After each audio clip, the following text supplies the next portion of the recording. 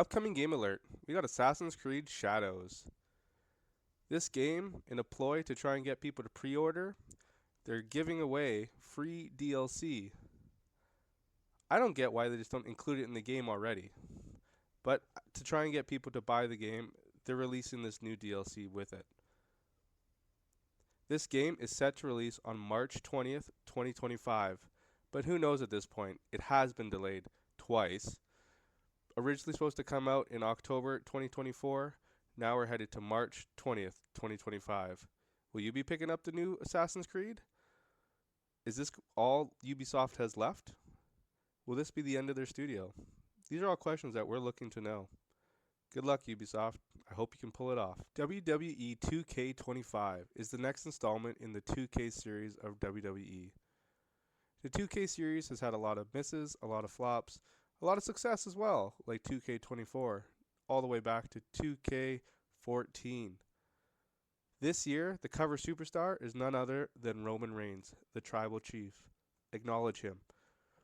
There will also be two special editions of this game.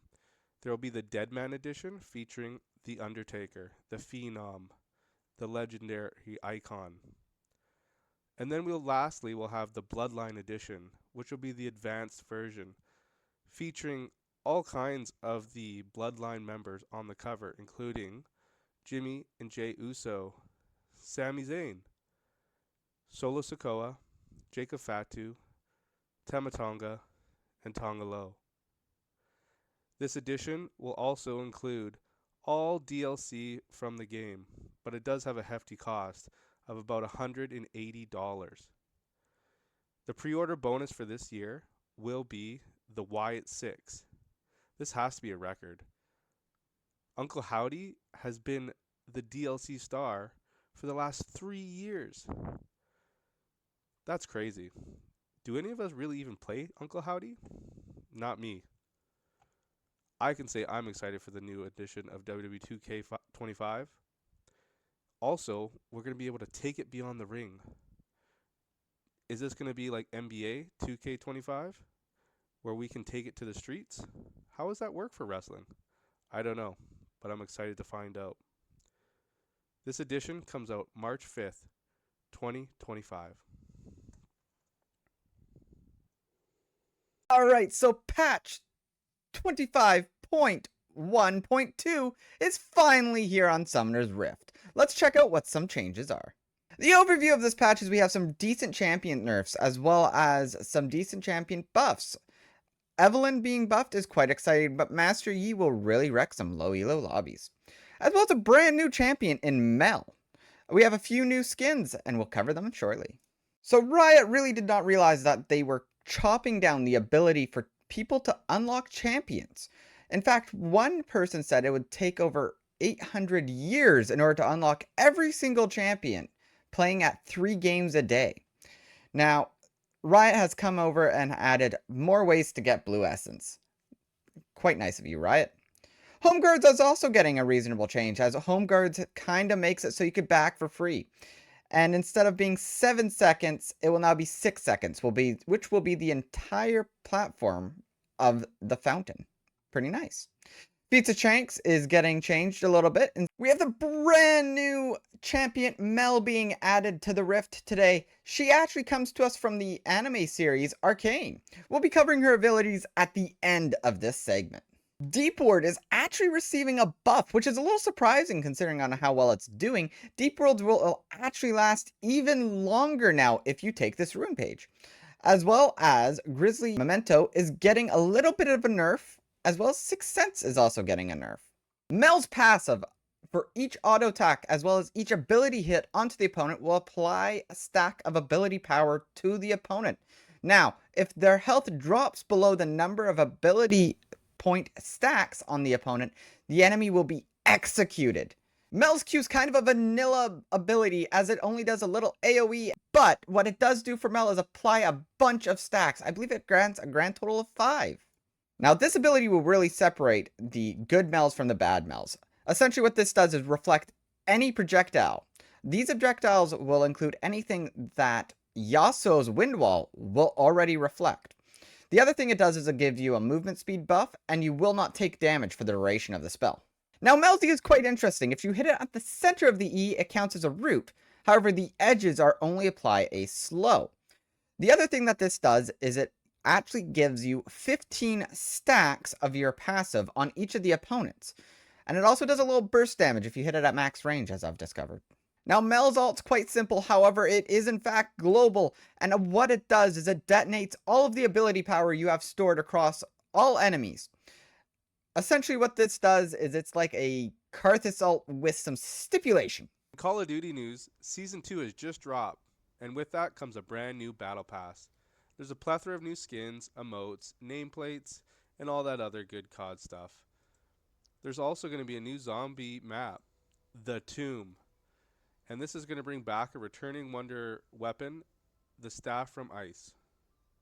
Are you going to freeze some zombies, or are you going to take a skip on this one? There's going to be new modes, new maps, and all the stuff that comes with a regular season of Call of Duty. Are you still playing Call of Duty Black Ops 6? Or have you bowed out already? Have all the add-ons that equal over $800 turned you away? Or have kept you going? Is it an investment now? It's okay. We understand. In Marvel Rival news, in a recent turn of events, leakers had thought they'd figured out all the new characters coming to Marvel Rivals. But in fact, they were all fakes. Some of these fakes included Gambit, Beast, and Rogue. The developers had planted these skins in the game so that leakers would pull them out and they'd be able to identify who's leaking their information. Very well played, Netties. Very well played. We're also welcoming the Spring Festival. We have the Dancing Lions bundle, which includes Iron Fist and Black Widow. We also have the 3-on-3 soccer mode introduced as well. The objective is to work in a team of Iron Fist, Black Widow, and Star-Lord, and get the soccer ball through the net, kind of like Rocket League.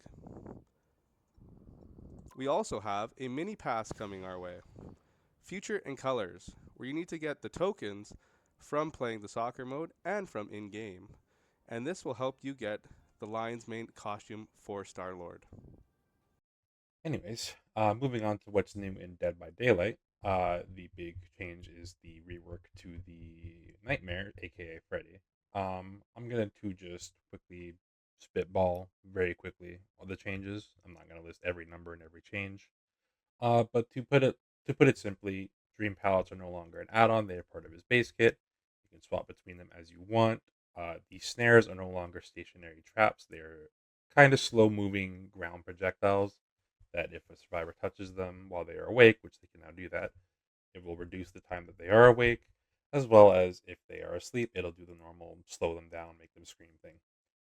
Dream pallets also can now be seen while they are awake, while the survivors are awake, and can also be detonated or ruptured, as they call them, to either injure survivors that are asleep, or once just similar to the snares, reduce the amount of time they're awake for.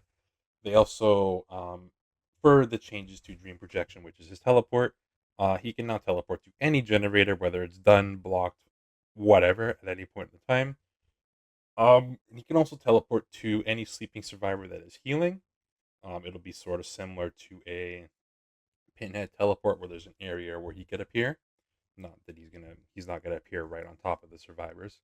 Be a little insane. The dream projection can be canceled again. They removed that in the PTB, but they brought it back. It does go on full cooldown though. If you do cancel it, you also still reveal everyone around you when you teleport. Alarm clocks work a little bit differently now. Instead of there being a specific alarm clock that you need to go to, they'll just all be on a 45-second cooldown for everyone if the alarm clock gets used. They still grant 30 seconds of sleep immunity, which do work on the new changes to his powers. There's a huge list of changes to his add-ons that I'm not going to list off just because I do not know Freddy and his add-ons very well. In terms of perk changes for the killers, Beast of Prey, well now, when you gain Bloodlust for the first time, you gain Undetectable for up to 40 seconds. And they remove the blood points, the bonus blood points from the hunter actions. I don't know why, like they just love getting rid of bonus blood points. Fire Up got a 2% buff to all of its stacks, so now you can go up to a maximum of 30% for picking up, dropping, vaulting, damage generators, and breaking walls and pallets. So, all right. And Remember Me now has an additional token which you can get anytime the obsession loses a health state.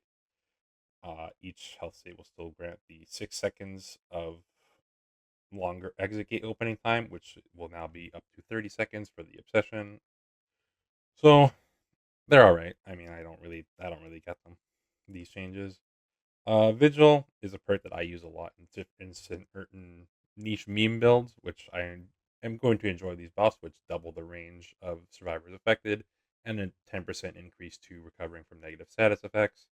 As for Wake Up, these change kind of doesn't make any sense. Instead of being a flat 50%, it's going to be a 12.5% speed increase of speed of opening exit gates for every survivor still alive.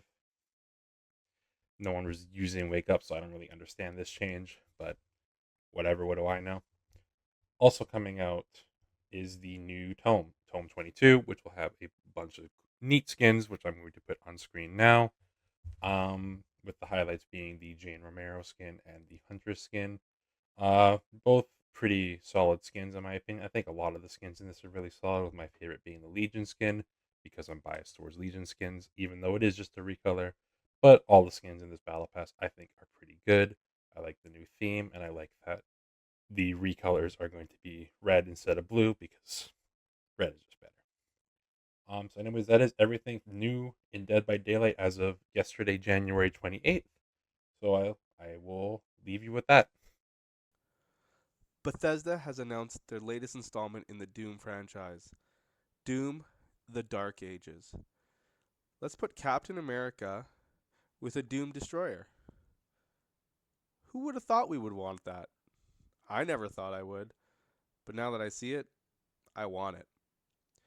This game is set to release on May 14th, 2025. Is this going to be something that you add to your collection? Or is it going to be a skip and wait for it to be on Game Pass? I'll probably wait for it to be on Game Pass, but that's just me.